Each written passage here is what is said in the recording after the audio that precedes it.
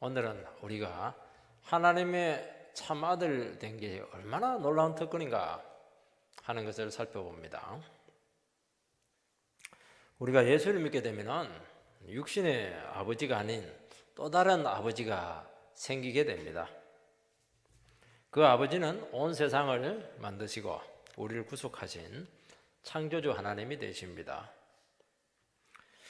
모든 종교 중에서 기독교만 신을 아버지라 이렇게 부릅니다. 여러분, 이슬람 사람들은 똑같은 여호와 하나님을 알라라 그렇게 부릅니다. 전능자, 그리고 막 능력자, 끔찍히 섬깁니다. 우리하고 비교가 안 됩니다. 그런데 그분이 너무 멀리 계십니다. 그리고 너무 두려우신 분입니다. 그래서 가깝거나 친밀하지가 않습니다. 우리는 하나님을 부를 때 하나님 이렇게 안 부릅니다. 하나님 이렇게 부르면은 이분이 신이시다 하는 정도만 인정을 하는 겁니다. 우리는 반드시 하나님을 부를 때 반드시 뒤에 붙입니다. 하나님 아버지, 이게 정식 호칭입니다. 이것은 존재를 이야기하는 것이 아니고 이것은 신앙 관계에 있다 하는 것을 이야기하는 것입니다.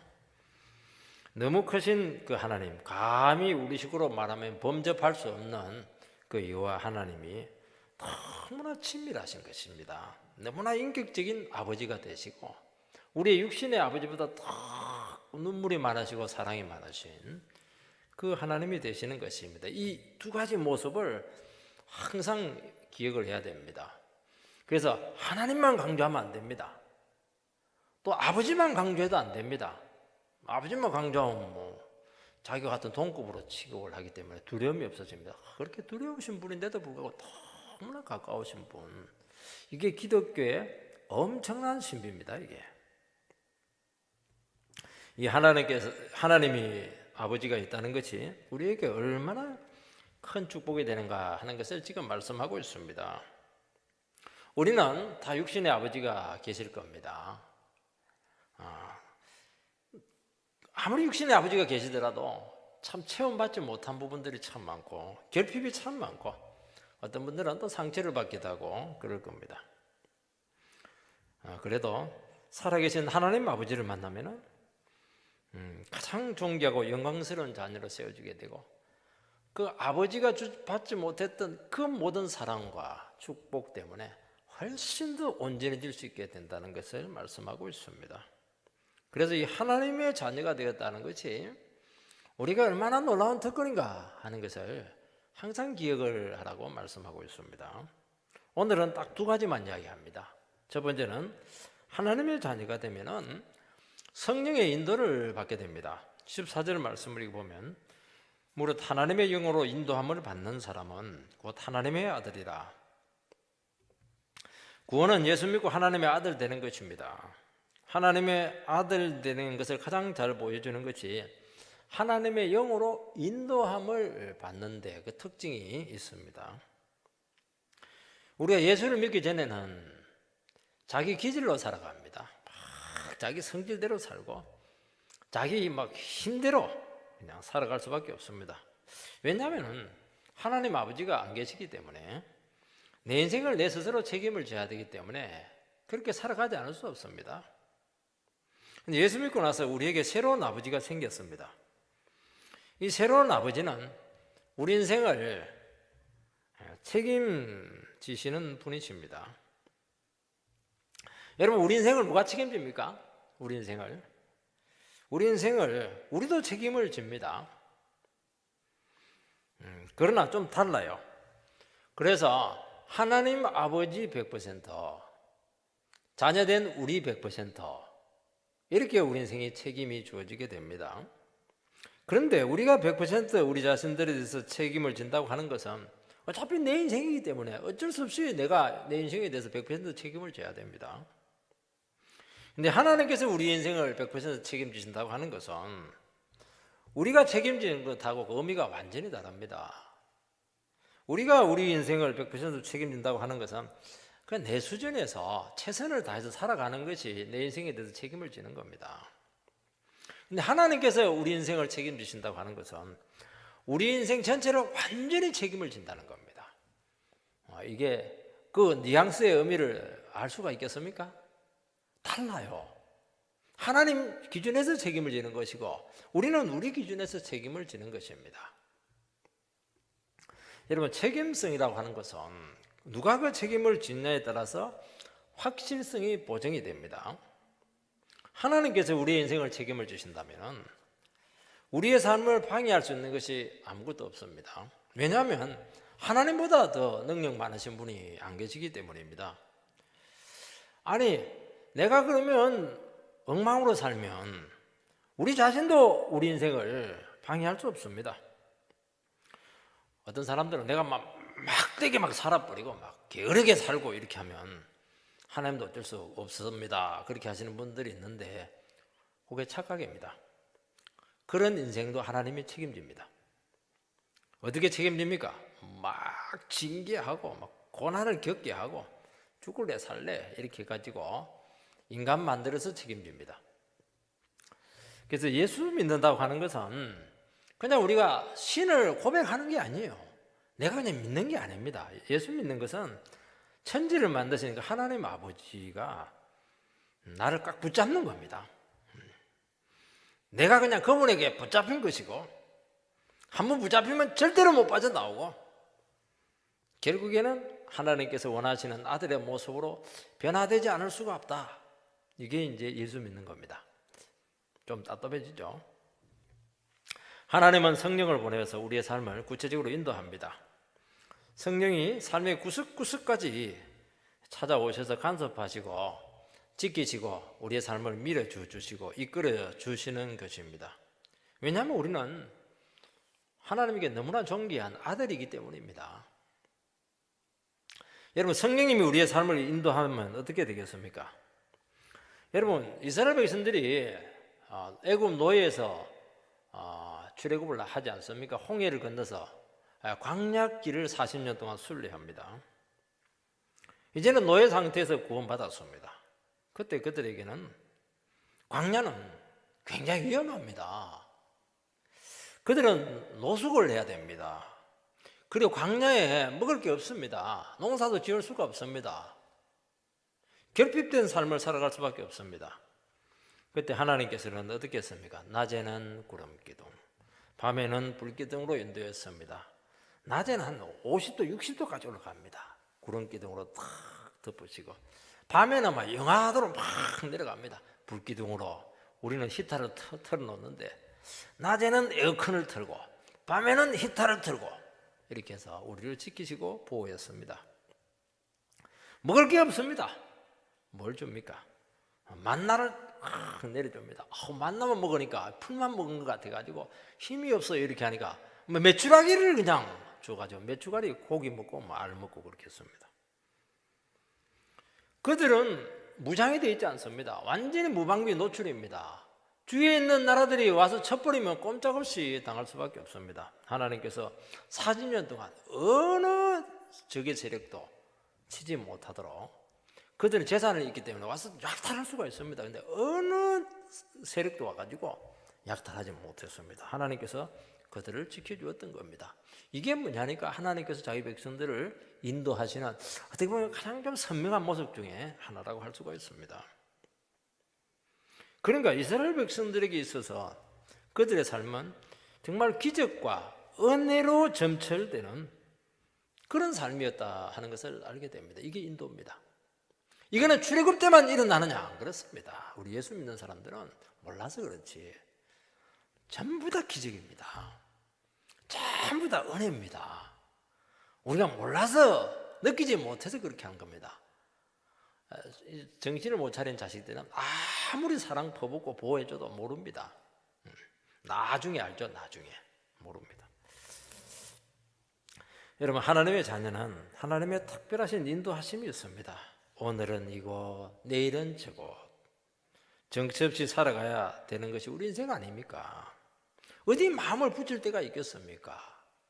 무슨 문제라도 생기면 누구의 도움을 받을 수가 있겠습니까? 정말 우리는 은혜 아니고는 기댈 곳이 없을 때가 한두 번이 아닙니다. 정말 내일을 기약할 수 없는 절박한 순간들이 한두 번이 아닙니다. 그때 하나님의 인도하심과 이끄심을 간절히 구하게 됩니다. 이때 우리는 살 수만 있다면 그렇게 해달라고 하나님께 매달리는 것입니다. 성령님께서는 사는 게 뭐냐? 가장 좋고 가장 적합한 삶으로 우리를 이끄십니다. 밤낮 부리는 백성들에게 좋은 것 안 주겠냐? 성령 안 주겠느냐? 우리 힘이라면 도저히 갈 수 없는 그런 복된 길을 인도하십니다.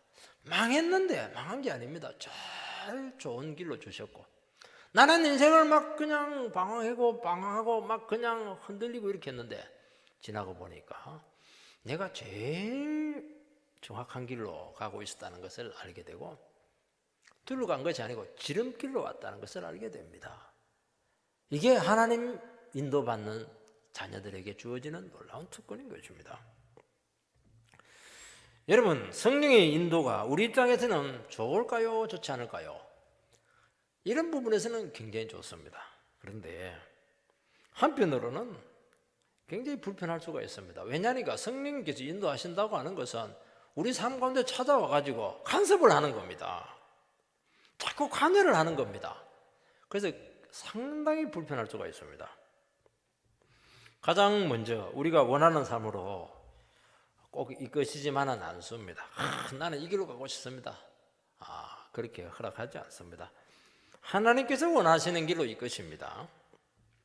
하나님이 우리의 삶을 인도한다는 것은 반드시 행복한 것만은 아닙니다. 왜냐하니까 우리 뜻대로 살 수가 없습니다.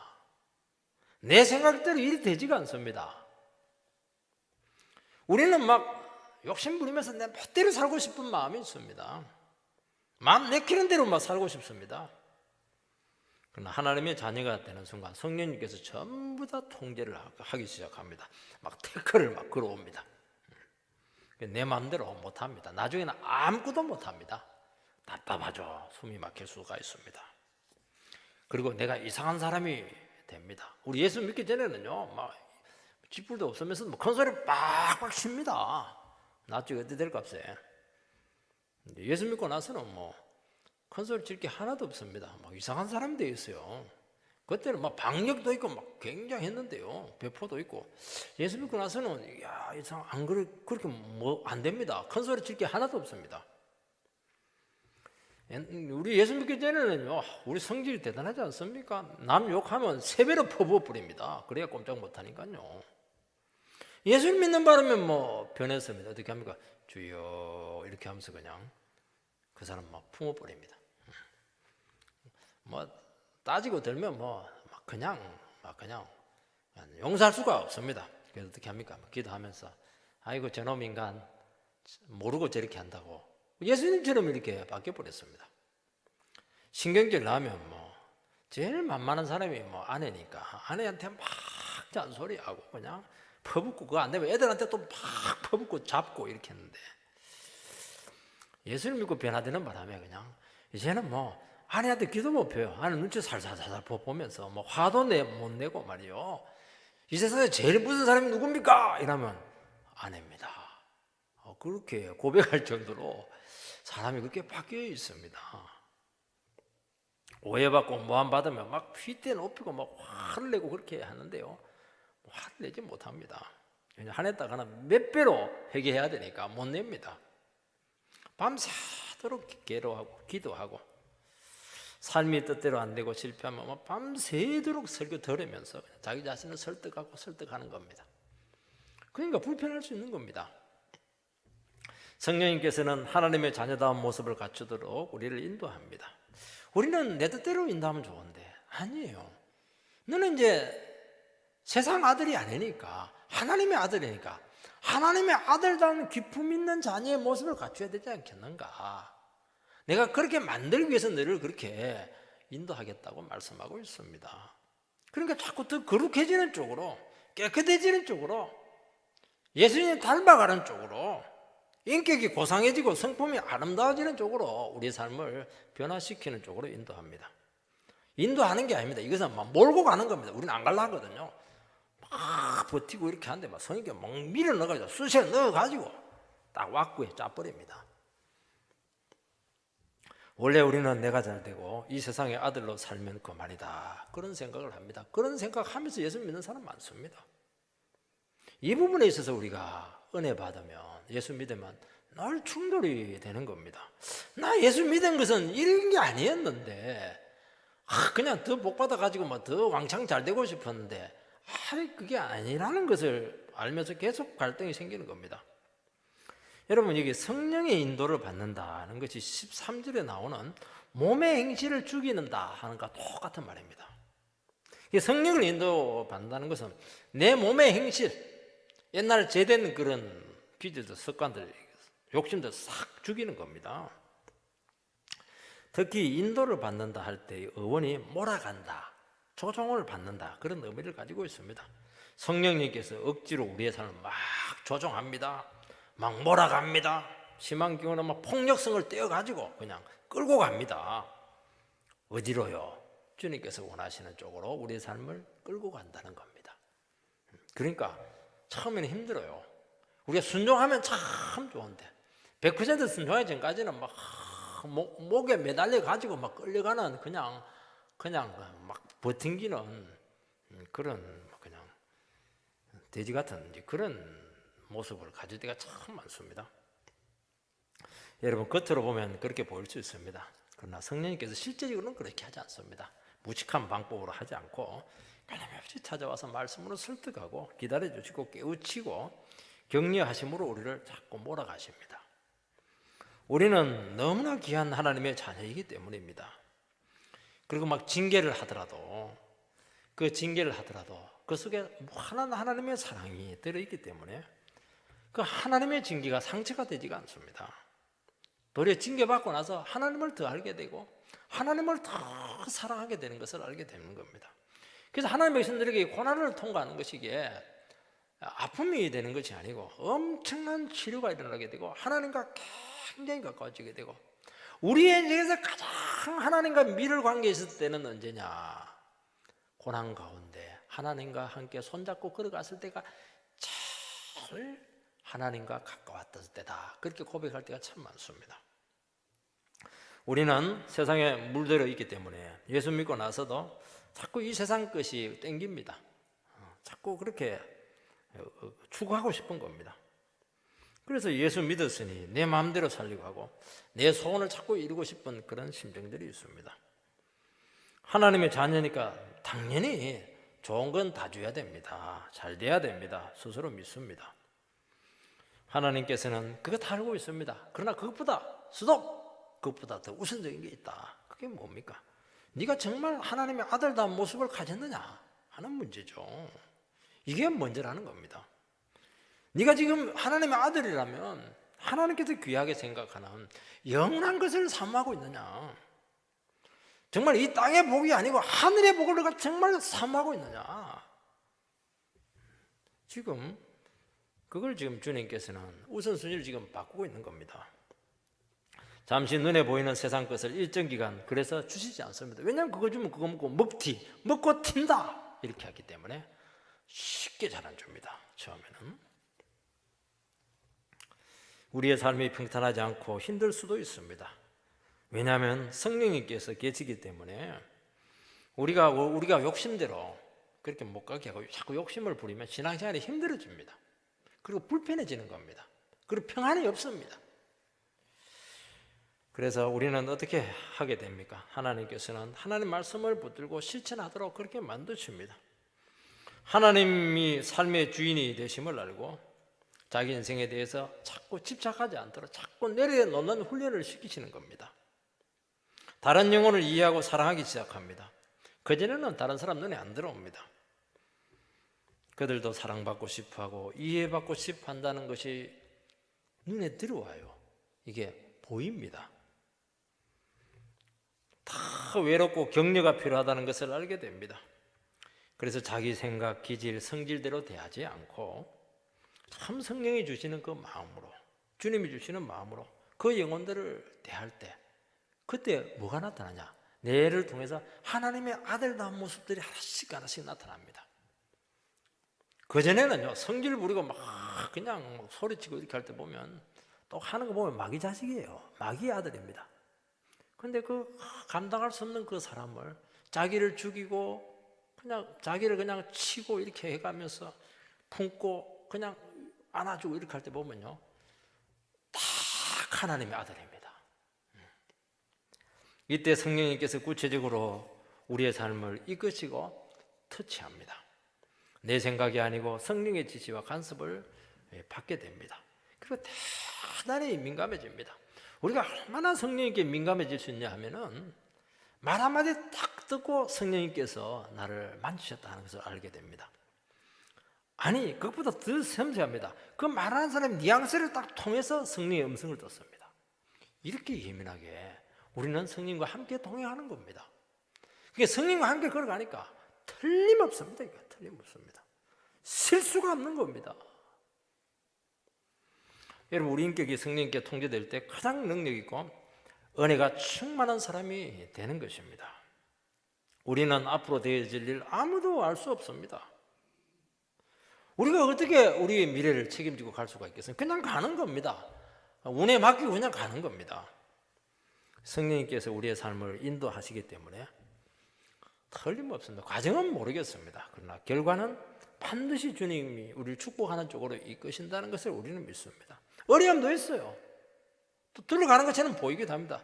그래도 결국에는 우리의 삶을 하나님께서 하나님이 기뻐하시는 삶으로 딱 인도합니다. 얼마나 감사해요. 그리고 시간이 지나면서 성령님께서 우리에게 깨우침을 주시기 때문에 하나님 왜 나를 이런 식으로 삶을 인도하십니까? 그렇게 항의하지 않습니다. 왜냐하니까 이해가 돼요. 하나님께서 나를 왜 이렇게 인도할까? 저 사람은 조금 편안하게 인도하는데 나는 왜 조금 더 힘들게 인도할까? 너를 힘들게 인도하는 것은 네가 성질이 더 못돼서 힘들게 인도하는 거야. 그렇게 하는 겁니다. 그게 다 보면 이해가 돼요. 왜 하나님은 나에게 저걸 안 줍니까? 너 저거 주면 먹고 튈 거잖아. 너는 감당이 안 되는 거야. 그게 전부 다 이해가 되는 거예요. 이게 나는 왜 이렇게 좋은 집 안 줍니까? 좋은 집에서 네가 그거 재질 같아가지고 안 주는 겁니다. 전부 다 이해가 돼요. 이해가 안 될 거 하나도. 그러니까 사람 원망할 게 우리가 예수 안 믿으면요 전부 다 원망입니다. 부모 원망, 그냥 신세 타령, 사람 타령, 처지 타령, 타령. 우리나라는 그 노래가 타령이 너무 많아요. 온갖 타령이 많습니다. 전부 다 그게 민요입니다, 민요. 그게 우리나라 사람들의 정서입니다. 그러니까 안 되는 거예요, 이게. 감사 타령을 해야지. 참 이게 귀한 겁니다. 그래서 예수 믿는 사람들, 성령님의 인도받는 사람들의 가장 중요한 특징은 탓을 안 해요. 탓을. 우리 예수 믿는 사람들 보면 입만 벌리면 탓해요. 당신 때문에 이렇게 됐다고. 아직 멀었다. 어떻게 합니까? 주님께서는 고난의 턴을 집어 넣어가지고 막 그냥 짤순이 넣어가지고 확 잡아 돌려서 양재물까지 넣어가지고 팍 삶아가지고 쫙 빼내버립니다. 그렇게 하면 이제 깨끗하게 되면서 타령에도 있습니까? 모든 게 감사죠. 모든 게 축복이고 모든 게 기쁨이고 완죽에 준 것만 해도 얼마나 감사합니까? 이렇게 딱 만들어 놓습니다. 그게 성령의 인도를 받는 삶이 되는 겁니다. 그때부터 기적이 나타나는 겁니다. 두 번째는 어떤 특징이 있냐면은 종의 영에서 벗어나서 양자의 영을 받아야 됩니다. 15절 말씀을 읽어보면 너희는 다시 무서워하는 종의 영을 받지 아니하고 양자의 영을 받았으므로 우리가 아빠 아버지라 부르짖느니라. 여기 보면 두 종류의 영이 나타납니다. 종의 영이 있고 양자의 영이 있습니다. 참 상당히 해석하기 좀 어려운 구절입니다. 여러분, 종의 영이 무엇입니까? 특히 이제 종의 영이다 이렇게 할 때는 예수 믿지 않는 상태를 말합니다. 그런데 이 종의 영이라고 이렇게 한 것을 보면 이것도 성령의 한 사역이다. 영이라고 했거든요. 스피리추얼, 스피릿. 이게 또 성령의 사역이라고 하면은 당연히 예수 믿는 사람들에게 일어나는 현상이다 하는 것을 우리는 상징을 해야 됩니다. 그래서 예수 믿는 사람이 예수 안 믿는 불신자를 얘기하는 것이 아닙니다. 종의 영을 받았다고 하는 것은. 여러분, 성령님에게 있어서 가장 중요한 게 뭐냐니까 우리가 예수를 믿게 될 때 가장 먼저 하는 게 우리의 모습을 비춰줍니다. 내가 어떤 상태에 있고 얼마나 무서운 죄인이고, 그리고 내가 얼마나 하나님 앞에 무능력한 죄인인가 하는 것을 알게 합니다. 그리고 나는 정말 심판밖에 받을 수 없는 죄인이라는 것을 고백하게 합니다. 이런 인식이 우리에게 심어지게 되는데, 이것은 성령님께서 우리의 모습을 보여주시기 때문에 그렇게 하는 것입니다.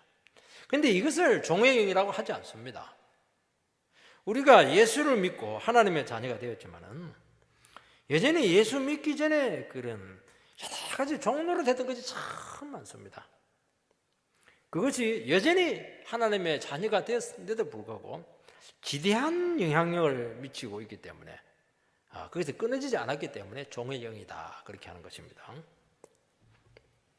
여러분, 종의 영이 무엇입니까? 종은 자유가 없는 노예 상태입니다. 짐승 대접을 받게 되고 주인의 눈치나 살살 봐야 되고, 막 잘못하면 막 사칭없이 채찍이 그냥 내려쳐지게 되는 것입니다. 주인의 마음에 들지 않으면 어떻게 합니까? 더 나쁜 주인에게 팔아버립니다. 죽이기도 합니다.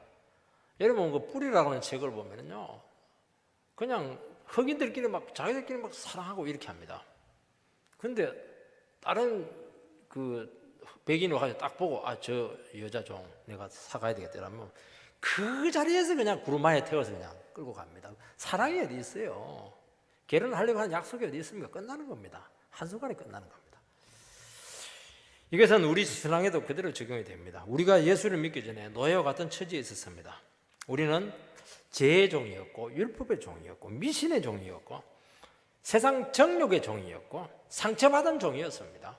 우리는 종은 주인의 수하에서 스스로 벗어나지 못하고 항상 영원히 구속되어 있습니다. 그런데 이런 모습이 예수를 믿고 나서 해방이 되었는데도 불구하고 이게 치료가 안 되는 겁니다. 이게 우리에게 사라지지 않고 여전히 우리 안에서 안 좋은 영향을 미쳐서 기쁨을 빼앗아가고 감사를 빼앗아가고 능력을 다 빼앗아가는 겁니다. 그래서 신앙생활을 하더라도 전혀 달라진 게 없어요. 마치 노예처럼 강박적으로 신앙생활을 하고 있는 것입니다. 우리 신앙생활 할 때 얼마나 실수를 많이 해요. 잘못한 것이 있으면요, 뭐 자녀는 잘못하고 있거든요. 진짜 자녀는요, 실수해놓고 나서도 어떻게 하면 큰 소리 빡 칩니다. 뭐 잘못할 수 있는 것이지 뭐 왜 엄마 그렇게 세게 얘기하냐고. 원래 그게 정상이죠. 근데 뭐 지나치게 자책을 하고 죄를 지으면 뭐 죄책하면서 헤어나오지 못하고 막 지옥 갈 것 같다고 난리를 지키고 예수 안 믿는 사람 같다고 그렇게 하면서 그냥 자기 스스로 뭐 사정없이 막 정죄를 하고 기쁨 다 빼앗겨 버리는 겁니다. 뭐 안 좋은 년 좀 볼 수 있죠. 뭐 보지 마시기 바랍니다.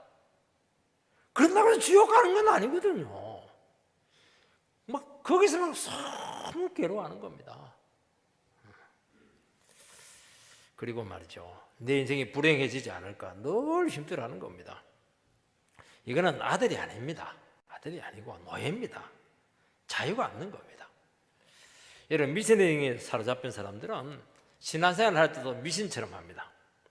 막 어디 가다 힘들면 막 침뱉다가 탁 하고 왼쪽으로 가야 되는구나 이렇게 하기도 하고요. 점치듯이 미래에 대해서 막 불안해하는 겁니다. 혹시라도 무슨 애기 끼어가지고 잘못이 생기지 않을까 싶어서 두려워합니다. 집안에 막 아픈 사람 생기면 맞아, 내가 불교 집안인데 예수를 믿는 바람에 집안에 이런 우환이 왔다고 그렇게 하면서 그냥 굉장히 후회하고 그냥 벌 받는 것이다 이러면서 스스로 고통에 빠뜨리게 되는 것입니다. 한두 소리 안 좋은 불길한 얘기 들으면 탁 가슴에 걸리는 거예요. 매여서요 헤어나오지를 못합니다. 사탄아 물러가라 이래 부르면 될 텐데 그렇게 못하는 것입니다. 하나님 말씀 믿고 받아들이면 끝나는 문제인데도 불구하고 막 얘기를 자꾸 하고 그걸 실제로 믿기도 하고 그렇게 하는 겁니다. 그래서 미신의 영에 오랫동안 사로잡힌 상태에서 예수를 믿으신 분들 중에서는 영혼이 계속 눌려 있었기 때문에 예수 믿고 나서도 영혼이 막 우울해져 있습니다. 막 그냥 양재기 막 우울해져 있듯이 우울해져 있어가지고 우울증도 잘 걸리고 정신질환에도 자꾸 시달리기도 하고. 왜 그렇습니까? 너무 고생을 많이 하고 우울해져 가지고 이게 펴지지가 않는 겁니다. 여러분 자랄 때 상처가 깊으신 분들이 있지 않습니까?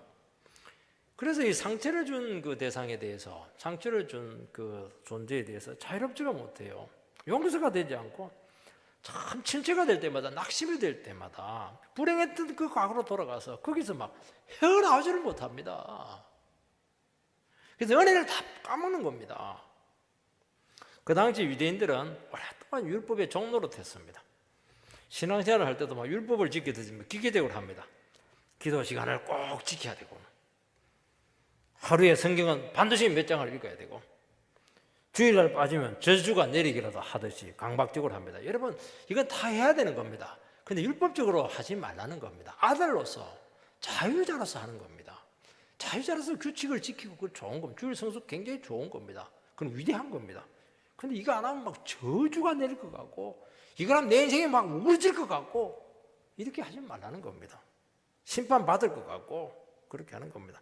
그러다가 막 주일 빠져가지고 놀러 갔는데 그냥 뒤로 팍 넘어져 버리면은 하나님 나를 심판했다 이러면서 막 두려워하는 겁니다. 늘 쫓기듯이 신앙생활을 하고 뭔가 하지 않으면 불안해서 가만히 있지를 못합니다. 신앙의 자유가 없고 누림이 없습니다. 아들은 누립니다. 아들은 왜냐, 아버지 거 내 거니까요.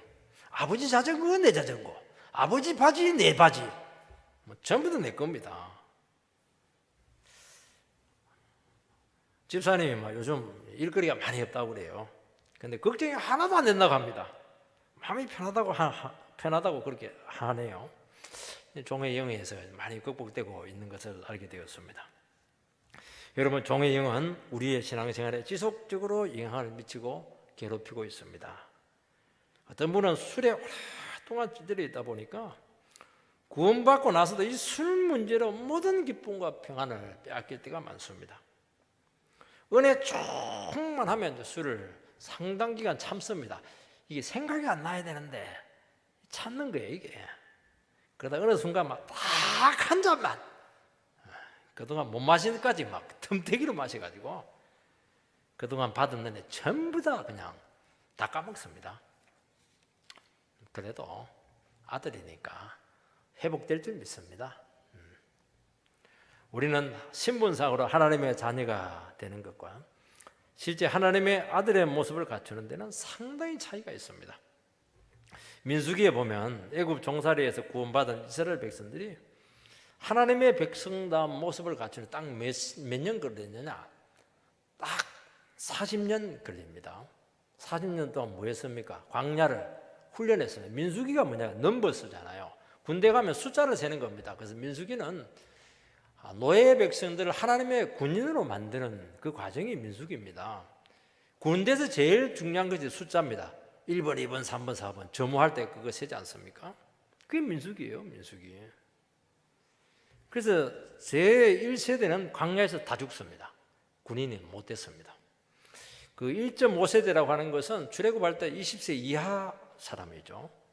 그리고 2세대들은 광야에서 태어난 그 자녀들인데, 이 사람들은 가나안 땅에 들어가서 뭘 했냐니까 길갈에서 할례를 행합니다. 그때 성경에서 선포, 너희들은 이제 아들이다, 진정한 자유인이다, 그렇게 선포를 합니다. 그래서 길갈이라는 뜻이 뭐냐니까, 길갈이 뭐냐니까 또 막 돌이 굴러가잖아요. 막 굴러갈 때 길갈 하면서 굴러갔던 것으로 생각이 됩니다.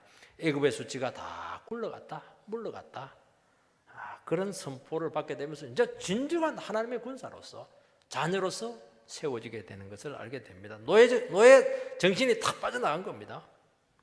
어떻게 그게 가능했습니까? 그렇게 훈련받고 그냥 무슨 여리고성 가나안 족속들 앞에서 뻔히 보는 붉은 대낮에 전 남자들이 할례를 다 행했습니다. 우리는 고대 공부를 해가지고 할 텐데 안 그래요. 전 남자가 하나님의 말씀 순종해서 무조건 죽었다 생각하고 할례를 당했습니다. 그때 저기 저들은 다 죽는 겁니다.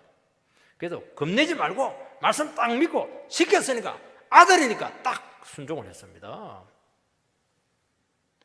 그러면서 공개적으로 하나님의 아들 된 것을 만천하에 선포하게 되었던 것입니다.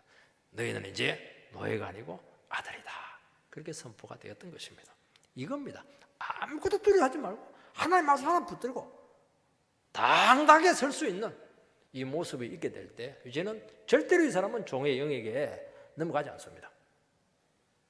여러분, 우리의 신앙생활에 있어서 과거 종살이에서 자유롭지 못하면 아무리 신앙생활을 오래 해도 열매가 없습니다. 자꾸 힘들어요. 평안이 없고 안식이 없습니다. 이것이 하나님께 온전히 나가지 못하게 하기 때문입니다. 하나님이 얼마나 우리 아버지가 되시는데 하나님 생각하면 자꾸 두렵습니다. 내 영혼이 치료되지 않았고 상태가 좋지 못하기 때문입니다. 거기서 무슨 축복이 오고 우리의 삶에 기쁨이 올 수가 있겠습니까? 만족이 없습니다. 자꾸 정죄의식에 자꾸 빠지고 열등감에 빠지는 것입니다. 그래서 반드시 제 영은 반드시 종의 영은 치료가 되어야 되고, 그 방법이 무엇이냐? 그것은 양자의 영을 받아야 됩니다. 우리는 양자가 이게 반드시 좋은 개념이 아닙니다. 우리나라는 양자 하면 도리어 뭐 축복보다는 유산 이런 것보다는 책임이 너무 많아요. 제사 다 물려받고 의무가 너무 많은데요. 그 당시 유대 사회에서 로마 시대는 양자는 팔자 고치는 겁니다. 우리하고 달라요. 그냥 과원에서 한 놈 데려와 가지고 아들 삼는 게 아닙니다. 노예 중에서 한 사람을 택해서 아들로 삼아서 주인이 가지고 있는 모든 지위와 부귀와 신분과 상속권을 합법적으로 물려받습니다. 우리나라는 양자해도 양다리를 딱 걸치는데요. 로마 사회는 양다리가 없습니다. 완전히 그 집에서 법적으로 떼내줍니다. 그리고 왕래 자체를 안 해요. 그 법적으로 딱 하고 모든 권리와 신분을 보장을 해주고 모든 그 아버지의 복을 이 아들에게 다 줍니다. 최고죠, 최고. 금방 이 사람들이 이해를 하는, 양자영이라니까 금방 이해를 하는 겁니다. 이보다 더 중요한 것은 양자로 삼은 후에 그 신분에 맞는 고귀한 아들로 그때부터 훈련을 시키는 것을 알게 됩니다. 몽학 선생이 있잖아요. 그 보면 몽학 선생이 나오는데 어떻게 하면 그때부터 노예거든. 이 사람은 노예인데 신분은 아들인데 이게 아들 노릇을 못하는 겁니다. 몽학생을 딱 붙여가지고 막 그냥 훈련을 시키는. 군대 가면 훈련 조교 있잖아요. 딱 조교 빨간 모자 쓰고 막 그렇게 훈련시키듯이 그렇게 딱 시키는 겁니다. 좀 고되죠. 이때 그리고 난 후에는 어떻게 합니까? 최고의 대접과 혜택을 줄 뿐만 아니라 아버지의 온갖 사랑을 다 독차지하게 되는 것이고 딱 장교로 인간을 하는 겁니다. 여러분, 구원은 죄의 종의 상태에서 하나님의 양자로 들어가는 것입니다. 법적으로 하나님의 아들의 신분이 될 뿐만 아니라 실제 하나님의 아들로 영광스러워지게 되는 것입니다. 문제는 뭐냐니까 우리가 하나님의 아들이 되긴 했는데 여전히 제 노예 상태에서 벗어나지 못하기 때문에 이 귀한 축복을 누리지 못하는 것입니다. 노예 기질을 그대로 가지고 있습니다. 늘 의심하고 불안해하고 눈치 보고 좋은 옷 입으면 막 부담스럽고 맛있는 음식을 먹으면, 왜냐니까 맛있는 음식을 먹어보지를 못했으니까, 노예니까 나는 이거 먹어서는 안 돼 스스로 체해버려요. 여러분, 예수 믿고 나서요 옛날 그 공색하게 살던 그 정신 좀 버리는 게 좋습니다. 예수 믿는 건 행복한 겁니다. 누리는 겁니다. 그래서 필요한 것을 사 쓰기도 하고 그렇게 하시기 바랍니다. 하나님은 성령을 부으셔서 정말 존귀하고 영광스러운 아들의 모습으로 우리를 회복시키는 것을 알 수가 있습니다. 여러분, 여기서 이제 제일 중요한 게 뭐냐니까 아버지와 아들의 관계 설정입니다. 어떻게 합니까? 아버지가 아들을 실제로 아들로 여기고 모든 좋은 것을 줄 뿐만 아니라 이 사랑이 들어가야 됩니다. 사랑. 이 관계를 회복시키는 것은 사랑밖에 없습니다. 잔소리 갖고 안 됩니다. 그래서 사랑이란 사랑은 다 퍼부어줍니다. 그게 뭐냐니까 성령님이 우리에게 퍼부어주는 것이고 우리가 말씀을 들으면서 막 은혜를 받는 겁니다. 그럼 은혜를 받으면 아버지가, 옛날엔 무서웠는데 은혜를 받으면 아버지가 그렇게 가까워. 그리고 따뜻해요. 그냥 하나님의 사랑이 그냥 전달이 되는 겁니다. 그게 은혜 받았다 하는 겁니다. 여러분, 과원에 있는 아이를 데려다 키울 때 할 수만 있으면 어린아이들을 데리고 온다고 하지 않습니까? 그러면 조금만 사랑을 주어도 자연스럽게 부모 자식 관계가 형성이 됩니다. 좀 자라버리면은 이게 참 자연스럽게 되는 게 참 힘들다고 합니다. 그래도 신앙 안에서는 상관이 없어요. 나는 70에 예수 믿었는데 어떻게 하나님 사랑을 받을 수 있습니까? 아니에요. 아브라함은 75세 은혜 받았는데도 막 얼마나 하나님을 사랑했는지 모릅니다. 나하고 상관이 없어요. 왜냐하니까 성령님의 사랑은 인간의 사랑하고 달라요. 성령의 사랑은 특별합니다. 어떤 인간의 장벽과 절망과 아픔과 그 모든 단절을 다 극복하도 남을 정도로 너무너무 풍성하다는 것을 알게 됩니다. 나는 너무 고통을 받았는데요, 너무 죄짓드렸는데요, 그러면 그럴수록 은혜의 농도가 깊어지는 겁니다. 이게 비밀입니다. 참 놀랍습니다. 탕자 얼마나 못된 짓 했습니까? 그런데 아버지는 그 탕자에게 사랑을 터져버리는 겁니다. 나는 하나님께 못된 짓은 다 골라서 했습니다. 하나님 어떻게 하면 그 자식을 더 사랑해요. 더 나오기만 하면. 이게 비밀입니다. 그래서 우리 기독교는 모범생의 기독교가 아닙니다. 전부 다 타락한 놈, 날라리들, 거린들, 그냥 대바라진 녀석들, 술꾼들, 이런 사람들이 전부 다 은혜 받고 와가지고 그렇게 눈물 흘리면서 사네요. 너무 은혜를 많이 받았거든요.